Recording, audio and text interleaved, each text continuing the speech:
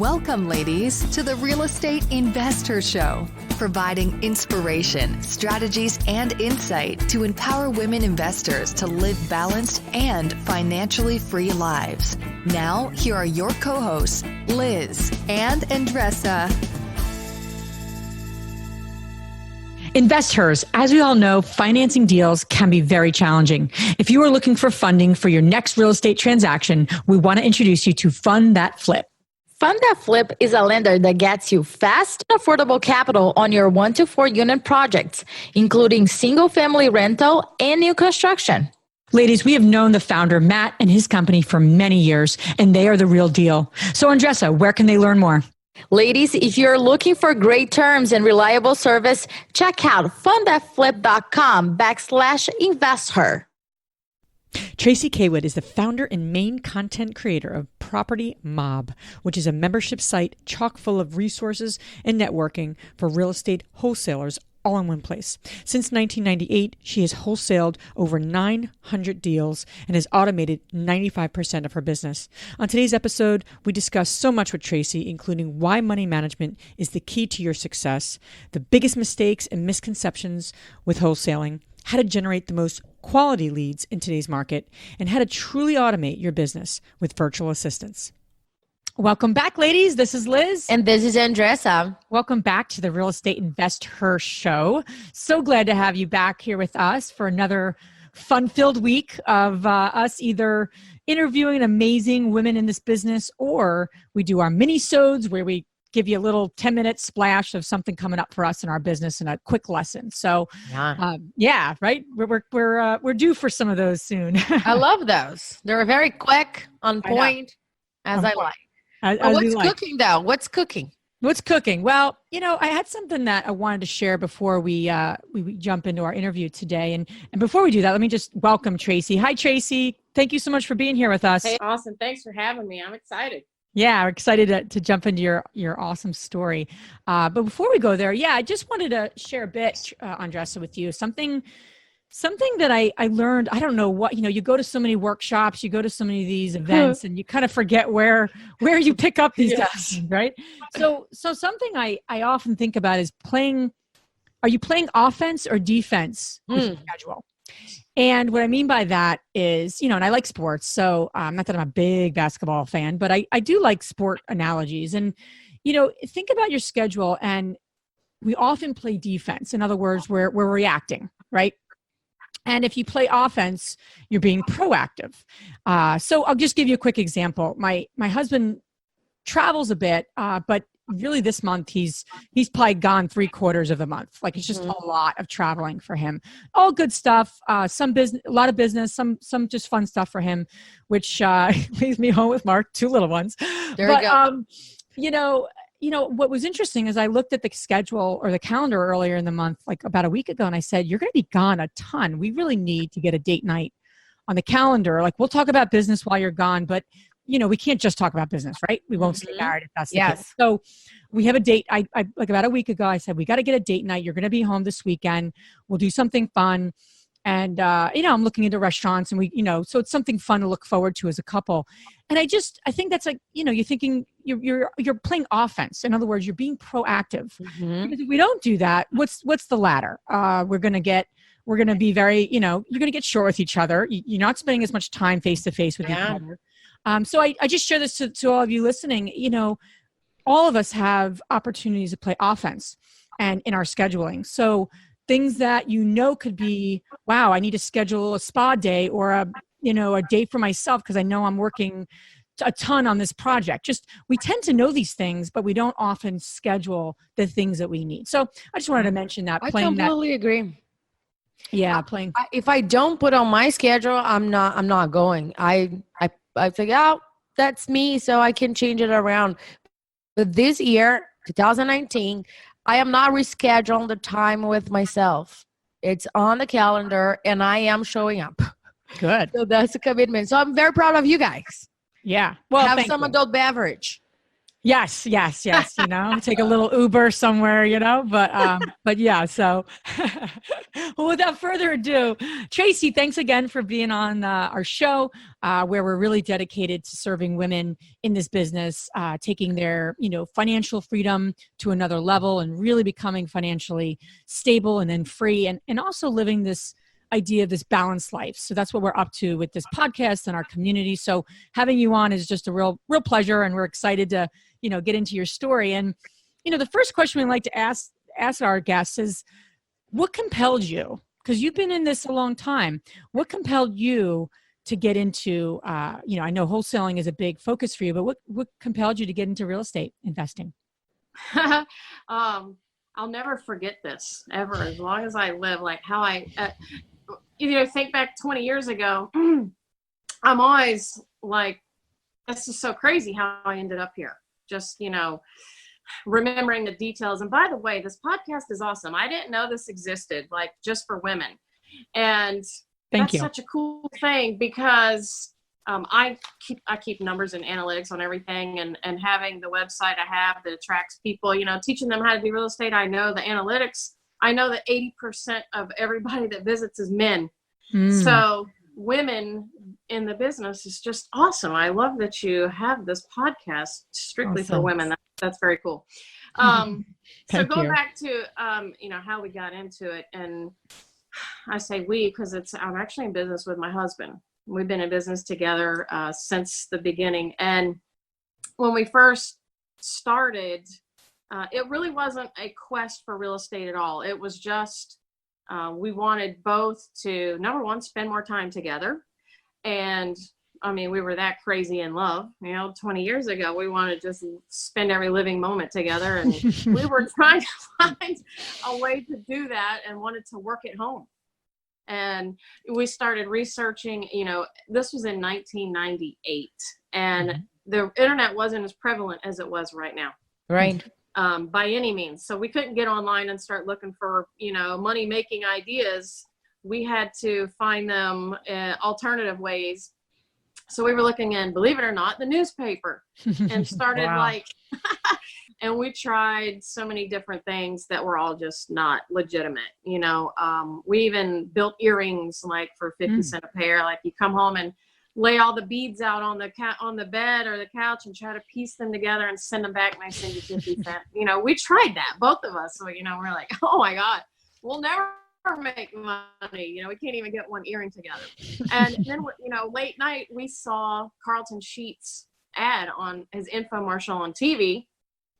Had no idea real estate, was even a possibility to do. Never even thought about it. We were 24, 25 years old at the time. So, at that age, now it's different because, that age group has the internet and can, discover these awesome ways to make money. But we didn't even have $199 to buy his no money down course. So we asked Dan's my husband, we asked his mom to buy us the course for Christmas, and she did. And so we got that. It was VHS tapes and, cassette tapes to listen to, and a big printout. And we took Carlton Sheets' course, could not understand a single word of it. It was just, his is owner financing. So it's a little more advanced than something, more simple as wholesaling.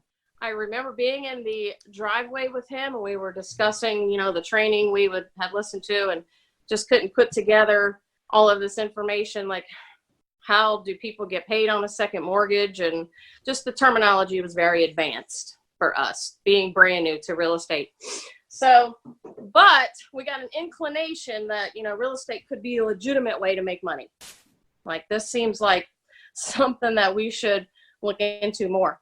And so we found a course from Kevin Myers, which was about wholesaling. And we had never heard about wholesaling before at all.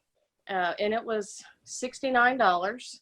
So again, we had his mom buy it for us. We were broke, like flat broke, no money. We had jobs, but, paycheck to paycheck, trying to, pay our bills and make ends meet.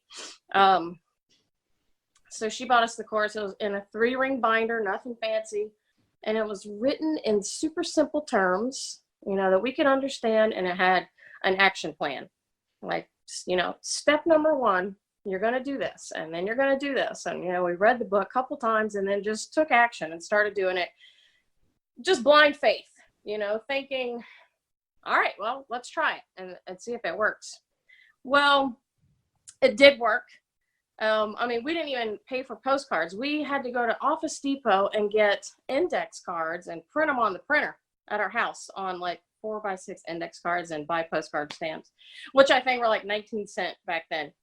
And when the phone started ringing, we were breaking our necks trying to get to the phone. I'm like, oh my God, somebody's calling. This is awesome. Well, about 90 days later, that's about how long it took for us to close our first deal. We made $1,200 on a wholesale deal. Awesome. And that was validation for us. Like, yeah. Holy crap, this works. We can just keep doing this over and over. And we made a decision at that time. We both quit our jobs with a $1,200 inspiration check. And we say now, it was so stupid for us to do that back then. But we're glad we did. Yeah. Yeah. Because we had to make it work now. There was no other option. We both said, we're not going back to work. We're going to make this work because we've already seen it work once. So there's no reason why we can't make it work over and over again. And, the first 3 years were struggle bus. We were on the struggle bus because the biggest problem, I think, was money management. We were making money, but we weren't managing it right. And we weren't running this like a business. So we would, get paid, and our checks were getting better. We'd get up to $3,000, $4,000. We'd just spend it all. We'd, go on a shopping spree, spend all of our money, pay our bills. We'd be behind on bills and we'd catch them up and then spend money. So, it was chaotic for several years until I guess we had to mature, number one, and realize that we can't live like this. This is crazy. The business is good, but our management skills were terrible. Okay. We were always in chaos mode, not knowing how to manage what we were doing. So, fast forward to 20 years later, I guess after about 5 years, we started getting, smoothing things out and finding our balance and a way to run our business. But it really took, a long time for it to click in our heads how to manage the money, how to manage the business, how to treat it like a business. Like, this is a bona fide business that we're running here. It's just me and you. It's all we have, to make this thing work. And, we'd started developing a system for the way we're going to run it and how we're going to manage our money to make sure that, because we don't close deals every month in real estate. There's months where you make nothing. Yep. And if it's, that comes up and you're not prepared for that, then you're in chaos mode. It's like, I'm going to have to get a job. Oh my God, this is crazy. So, we never did go back to work, but we did learn a lot of lessons about money management and struggling and organization and we do not have that problem. We have solved that problem entirely. our business runs, we have a team now that, runs our business, and we have money management down to a science. And so, it's definitely taken some time. And so that's when I got inspired to start helping other people get into it initially to make the money. And you do make money, but then you realize that this is just another job. Yeah. This is just another job that you have to, you have to work at. Yeah, Tracy, there's so many pieces there, that you mentioned. So did you pay back your mother-in-law? I don't. Oh my gosh. Oh my God. I'm going to have to do that. Oh, I'm just totally joking. That's funny. It was a Christmas gift. Oh, there you go. Oh, so you don't have to pay back. There you go. There you go. Yeah, you got. I forgot that detail. Thank you. No, it was. We said, oh my God, Christmas. Oh, that's awesome. Yeah, that's right. Let's count the interest since 1999. Yeah, right. Yeah. Oh my gosh. I think it was a gift. So that's right. That's right. Best gift ever. What you're saying though, with regards to like money management, business management, I think is so critical, and it's so overlooked, because you're right. You can buy the property, you can do the wholesale deal, you can flip the house. And if you start really getting into it, you will make money. There's no question. And, Yeah. but then managing it, that is the much harder part of it. Yeah. So, for you, when you guys were making that transition to, like you were saying, you were on the struggle bus, Yeah. I like that, because it kind of has a fun theme to it, but it's really not fun probably that you were struggling, but it's almost like this is temporary, and I think that's a great way to think of it, is it is temporary if you make changes. So you guys did make changes in those first years. What were some key things that you did to go from struggling to really beginning to manage that money more effectively? Well, the biggest change for us was deciding to take marketing money right off the top. Okay. That was, we weren't doing that. And, step number one in any successful business is locating prospects. And without money, you cannot do that. I mean, are ways to generate leads for free. And I tell people this all the time, but it's not sustainable for a long time. You're going to get so burned out on that. And, you either need time or money.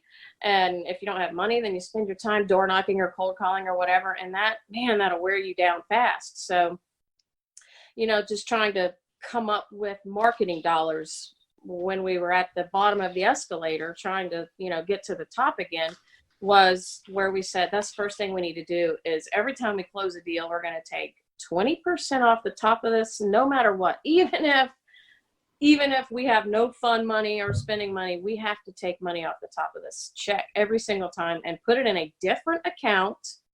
And that is dedicated to marketing, no matter what account is zero, or, even if we're on the struggle bus, we don't touch our marketing money, because that's the only way we're ever going to get to another check again, is to have money to generate leads.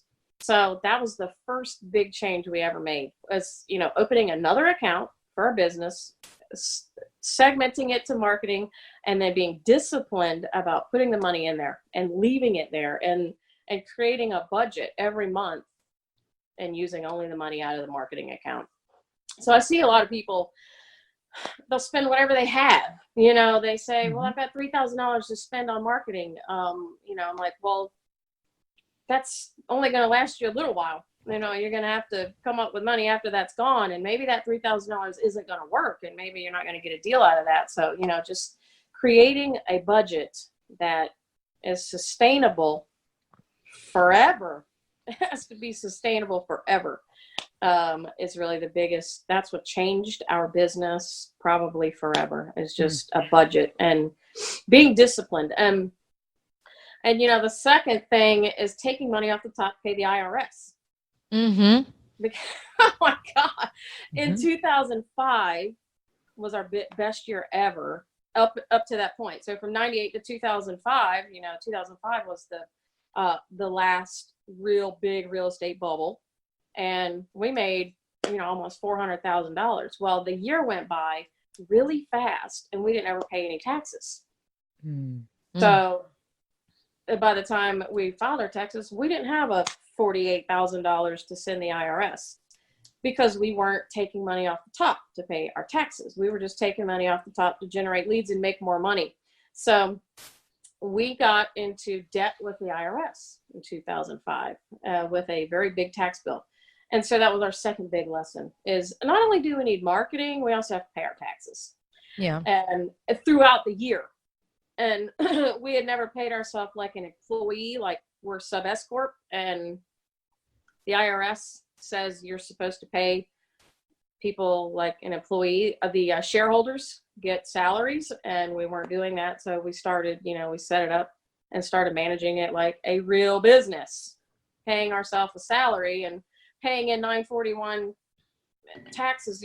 People don't do this, and it just makes me settled at night when I know I don't owe the IRS money, because they will come and get you. They will come and take your, they levied our accounts, and threaten you and put liens on. It's terrible. So, we paid them off, and I've never owed them a single dime. We make quarterly tax payments, and, nobody likes the subject of taxes, but I always tell people about it because it's not fun. And, I try to warn investors, if you plan on making six figures, which you should, you need to be prepared to pay in some taxes. You're going to have taxes to pay. And never complain about paying taxes. That means you're making money. Exactly, right? It's a different perspective. Yeah. Be happy that you have to send in a quarterly tax payment to the IRS. So, right.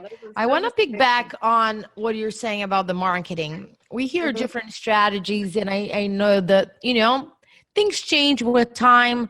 So for you right now, 2019, what's working best for you? Is it direct mail? Is it Facebook ads or anything else that you are using right now that is generating the most quality leads? That's such a good question. I'm going to tell you the worst campaign I've ever ran in my life was Facebook ads.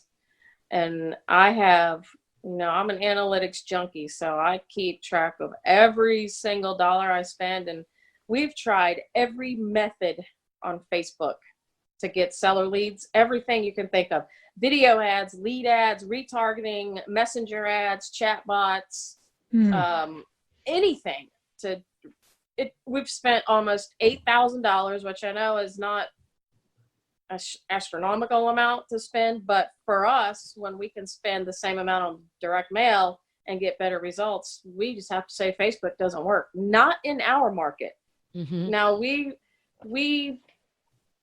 I can show you 200 people that have responded to the ad, but they're all junk leads. They're all terrible neighborhoods, and they're not motivated. And it's just, Facebook ads is a terrible marketing channel for us. I'll never spend another dollar on, well, I can't say never. That's a strong word, but for now, Facebook ads are an absolute no. We've tried them for 3 years, off and on, tried different stuff. So direct mail for me for 20 years consistently has always been the best lead generation technique. That's just dollar for dollar.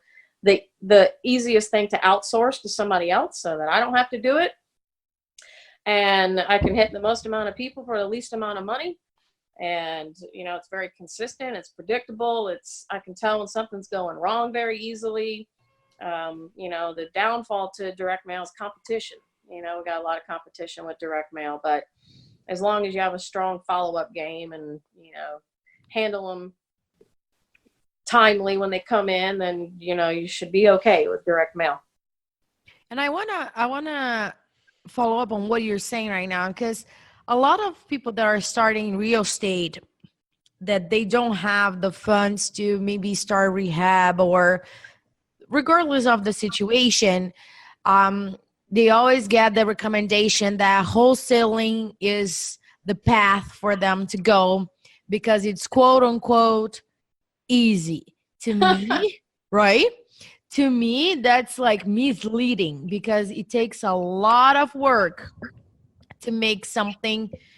You find a great lead, you follow up. How many times do you follow up with your prospects, for example?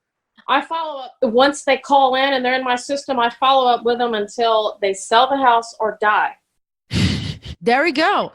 Right. And it's just this misconception that wholesaling is on Facebook groups and other groups, you see the checks being posted as if they started yesterday, they close on the deal today, and they're spending that money through the next they're going to buy their Lamborghini. Right. Yeah. Right. And or they're driving in their Lamborghini with their check usually. Right. But got the check by the steering wheel. Yep. Right. Exactly. Yep, exactly. So unrealistic. So for you, what's the biggest or one of the biggest mistakes you've seen the new people coming in and trying to do this wholesaling work? What have you seen is the most biggest misconception? Well, misconception or mistake? Which one? Let's go on both directions because I Okay. see what you're saying. Like, one is misconception about their perspective, right? And Yeah. other the mistake. So let's start with the misconception and then we go to the mistake. Okay, the biggest misconception is that it's easy. That's the biggest misconception. You're right. People do, and I mean, I've even said it. It's the easiest way to make money, but it's not. It's just a different way to make money. I will say that once you get, there's two halves to the business. There's lead generation with sellers, and then there's selling that property to a buyer. The first half is really hard. The second half's really easy. So once you get that property under contract and you've paid a good price and you haven't overpaid like 90% of these new people are doing, then it's easy from there. You do sell it really quick. You can make a lot of money. It's super easy to get to the closing table. It's just the first half that's the hard part. So the misconception that it's easy, it's not easy. It takes work. You got to know what you're doing. You need money. You need to training. It is easy once you learn it. But even for me, 20 years later, I get frustrated with it still. And not that it's not easy, it's just doesn't always do what you want it to do. Right. And we had in the fourth quarter of 2018, we had 3 or 4 deals that all had title problems. So, that you don't expect that. Anyway, that's kind of getting off track. But misconception that it's easy. Biggest mistake would be people, they get real excited at first and they're all gung-ho to do this and they start a marketing campaign to generate leads and then it doesn't work like they want it to and they fizzle out real fast and they run out of money or they're not willing to continue on with this plan because it didn't work as fast as they wanted it to. So, that's the biggest mistake is people just quit too soon. They just give up or they say, I marketed to, so-and-so and it didn't work. Well, how many people did you mail to? 500. That's not enough. Mail to 15,000 and then, we'll talk again. But so that's the biggest mistake is just quitting too soon. Yeah. Do you think, Tracy, there are certain markets that, really direct mail works better? I just want to circle back to direct mail because you hear so many different schools of thought on that. And, we've been in the business for some time and we've actually never really done a ton of direct marketing. We've done, we network with wholesalers and we kind of build those relationships and that's kind of how we've gotten leads. Well, now we're in 2018, 19. You got to do a lot of different things to find properties. It's not just one thing, right? You can't just do one thing. No one's doing just one thing. So, we have tried, partnering with wholesalers. Well, we'll pay for the marketing. They do the direct mail. And then we kind of figured that out, and that's, had some results, didn't have amazing results.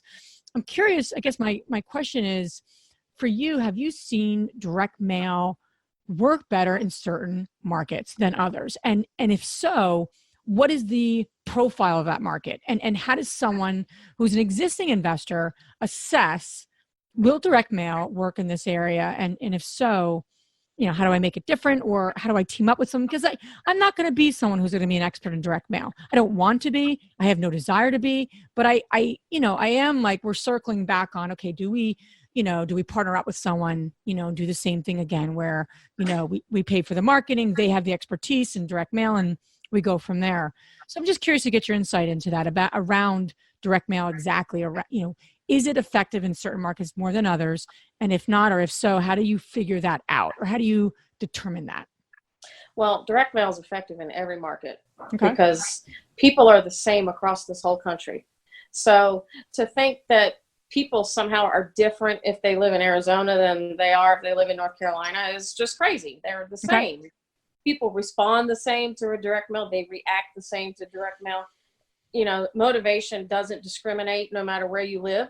So if you're hitting the right people at the right time, then you're going to get the right response. Mm-hmm. So I don't think any market, it works better than others. That's kind of absurd to even think that. But I will say that it may cost you more in marketing dollars in some areas than it does in others, because sand states, for example, it's expensive. I'm in a sand state, Florida, California, Arizona, Nevada. Those states cost a lot of money to get to a closing.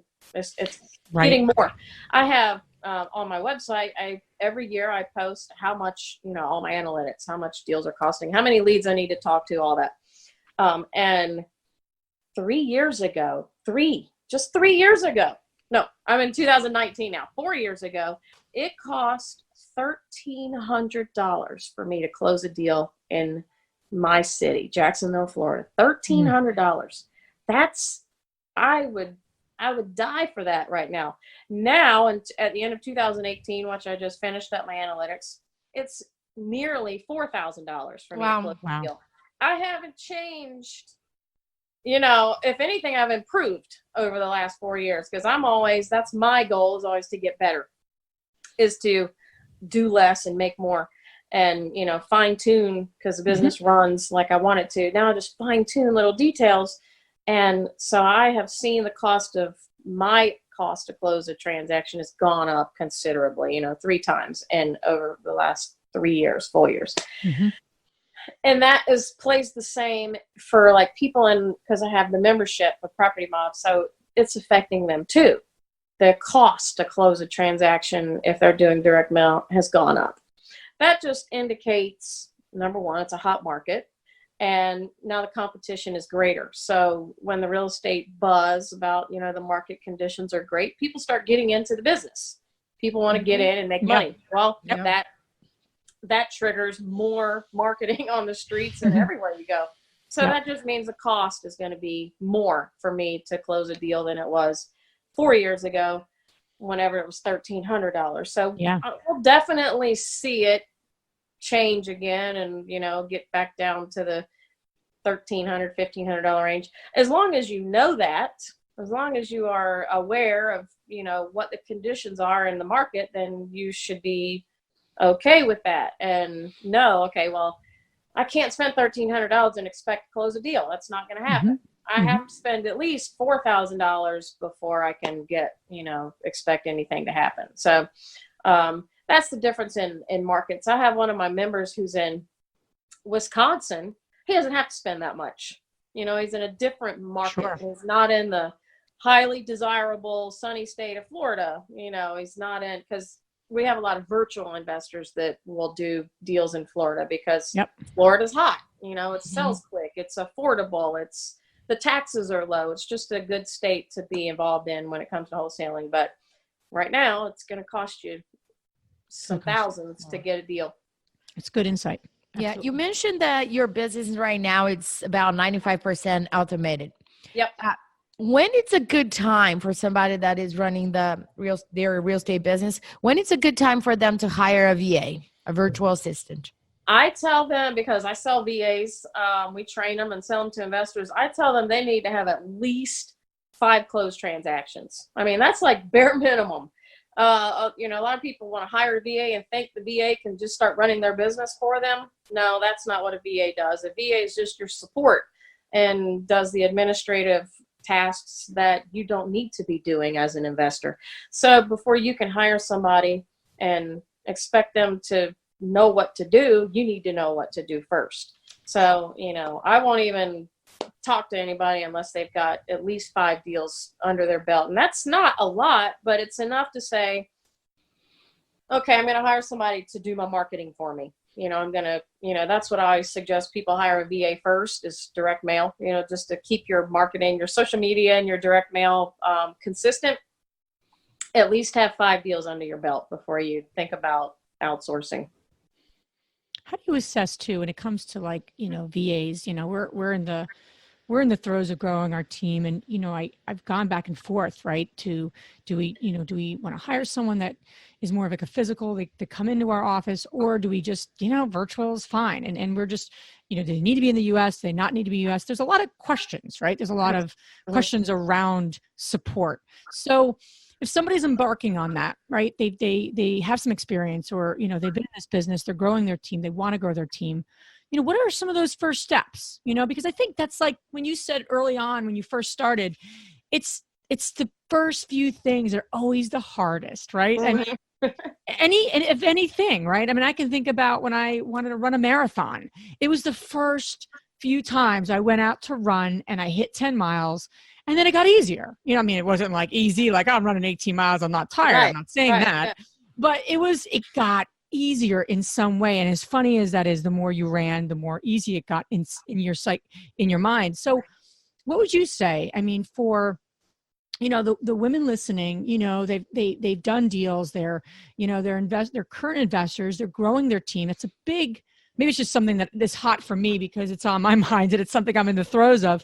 But for you, how did you begin to document or, train someone? How did you go through that process? What did you do first, second, third? The first thing I did was hire a virtual assistant through Upwork. Okay. And I did hire somebody in the Philippines, with the understanding that they would not get on the telephone Got it. because they do have a very thick accent. And I still have the same VA that I hired, by the way. Oh, wow. Yeah. That's awesome. Yeah, she's awesome. I mean, I went through a couple before I, found her that just never showed up or whatever. But so I've had Ezra for several years. But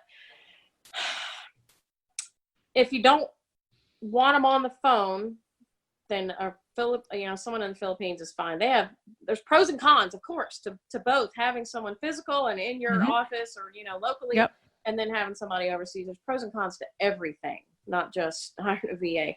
Everything has its ups and downs, but they're very loyal. They're very detail oriented. I mean, you can find some really good people to work for way less than you can for American dollars. Yeah. And there's this controversial for some people, you can't believe you're not hiring an American. Well, Americans don't want to work.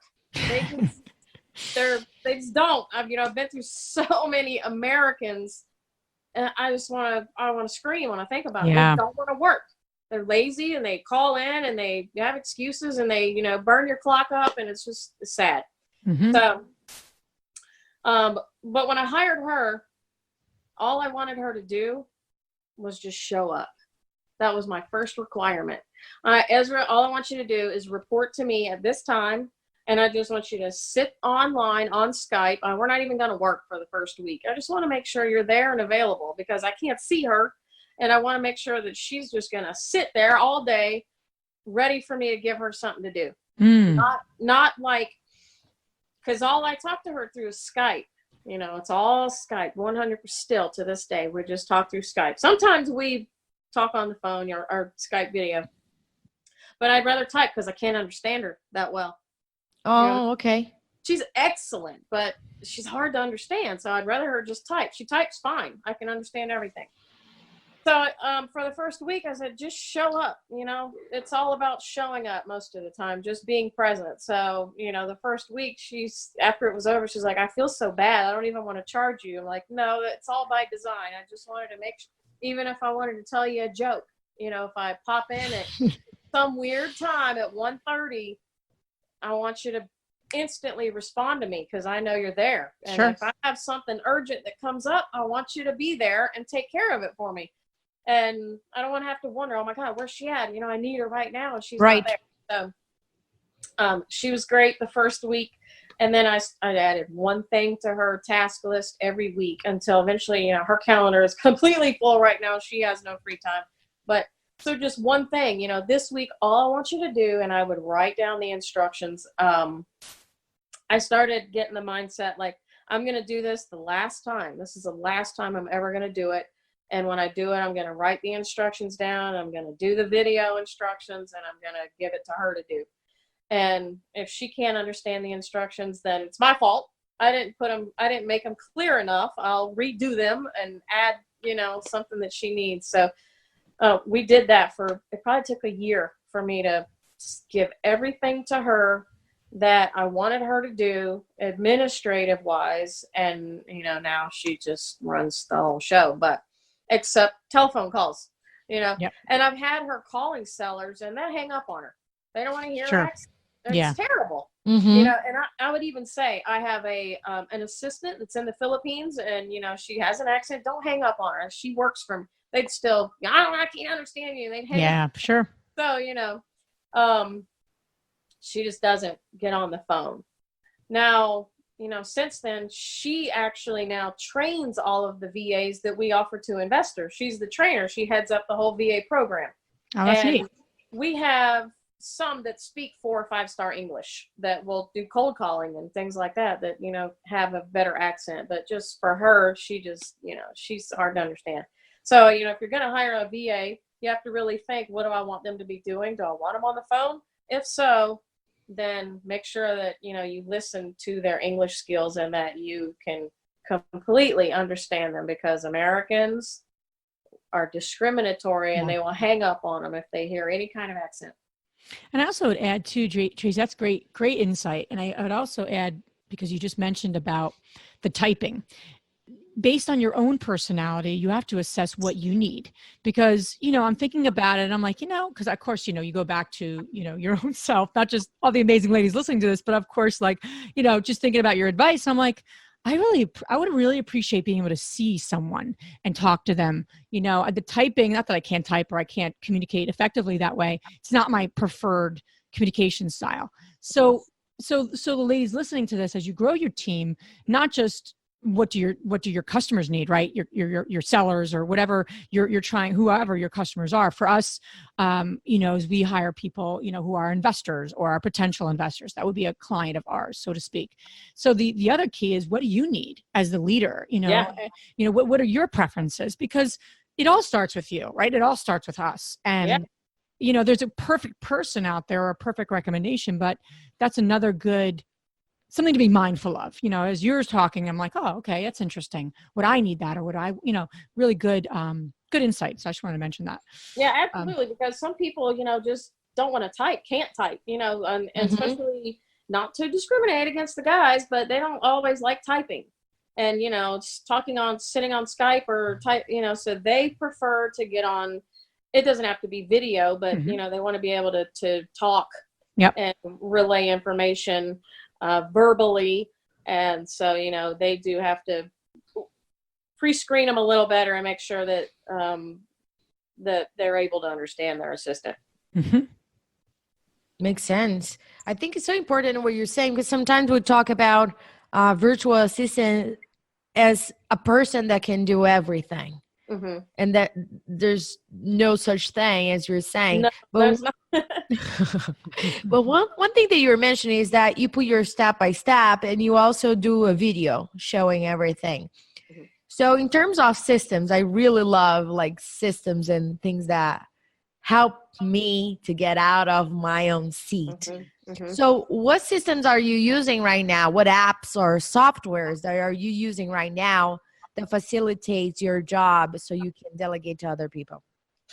I use a CRM, which I have my own. I've actually customized it over the years, and it's specific to wholesalers. I mean, that's our whole system is really dependent on it. It's called Godfather CRM, and it love the name. It's it automates the entire business and by tasks, keeping people on track, giving them due dates, knowing what they need to do, in what order, in a timeline. And I can tell that so I can micromanage, from my side without having to ask them, did you do it? Did you do it? Did you do it? I've trained them so hard to make notes, complete your task, make sure everything's in here, so that I can just make sure people are doing what they're supposed to be doing. We've just created workflows and automation to run exactly how our business runs. And all of the training is also inside the CRM. So it has a document section. So if somebody, for some reason, some new person comes in, then we have our training manuals already inside the CRM. Mm-hmm. And we can go in there and update them as well. Because, websites change and things are always changing in software. Mm-hmm. So, we do have to update it quite frequently. And, now the VAs update it. If they see, something that's changed, I'll say, well, change it, make the update of how it is now. So that our training. What do you do for the videos though? What software you use for? I use ScreenFlow. I use an Apple computer, so I have ScreenFlow. If it's just a short, 5 minutes or less, I use Jing. That's for Macs. I'm not sure I haven't used a Windows machine in so long, but I think that's like Screenomatic or, there's a lot of screen sharing. Sure. Hell, even on an Apple now, you can use QuickTime and do a movie recording and record your screen. So it's easy to do, quick videos now. But Jing is awesome for 5 minutes or less. I think they have that for Windows, in fact. Jing, you're saying? G? Yes, Jing, Jing. Got it, Jing. I think I've heard that before, yeah. Yeah. So Tracy, you've been in this business for 20 years. And you really, you didn't start with anything handed to you. I mean, that's pretty clear. I mean, you really built your business ground up to where you are today. I think that's a really remarkable story in a lot of different aspects. But if you're talking to the Tracy who bought the Carlton Sheets course, Tracy today, going back, sitting with the Tracy of, 20 years ago, what would you say is the most important advice you'd give her? Be consistent. Be consistent. Work your plan and plan your work. Be consistent. Shiny object syndrome gets people in trouble. Mm-hmm. And I've gotten that a few times, throughout 20 years, several times, I'm sure. I quit getting shiny object syndrome 10 years ago. I'm like, no, it takes focus. As soon as I hear about something new, even if it's a new marketing technique, and with technology the way it is, of course, there's always new technology coming out, and I'm inclined to try it. But then I have to think, oh, wait a minute, that's shiny object syndrome. Am I going to get off track and lose track of what my thing is? Direct mail. I mean, that works for me. So if I get shiny object syndrome, I'm going to lose focus on my marketing plan, and I'm going to start spending money on something that might not work, and that's just shiny object syndrome. I mean, I think I would just say, create a plan and work the plan and stay consistent, and it'll work. Things will work out. Everything works. That's what I know about this business. Everything works. Yep. You have to find what works for you and stick with that, and don't get sidetracked. I mean, I've gotten veered off on lease options and veered off on rental properties and subject tos, and I've done a little bit of all that. But every time I get pulled in a different direction, I lose focus on where, for me, is the easiest to make money now. And that's not a misconception. For me, it's just like I can do it with my eyes closed, and I can do it while I'm sleeping. It's very systematic now. And why would I change that now? Mm-hmm. I've got, time freed up because my business is automated. So, I've started other stuff. I've got other businesses, other ideas that come up that now I can have time to focus on. Instead of getting sidetracked in real estate, I just stay focused on what I know makes the most money for me, probably because it's what I like to do the best. I don't like rehabbing. That drives me nuts. I have zero patience. Zero.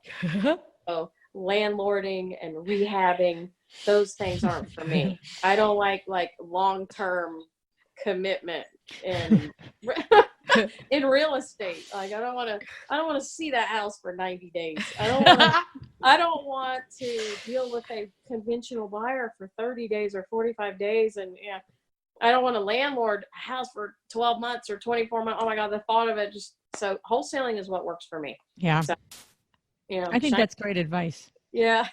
That's excellent advice. Cause it's, you hear so much about the shiny object syndrome around, cause I can totally relate to that. I'm sure. Andressa, you're more focused in a lot of ways, so I don't know if you can relate to that. But I can totally, because sometimes there are things that, listen, I have meetings with Matt every day. So he comes to me with a couple, 5 to 10. Yeah, he's the captain of the shiny objects. 5 to 10 ideas. And I was like, that's amazing.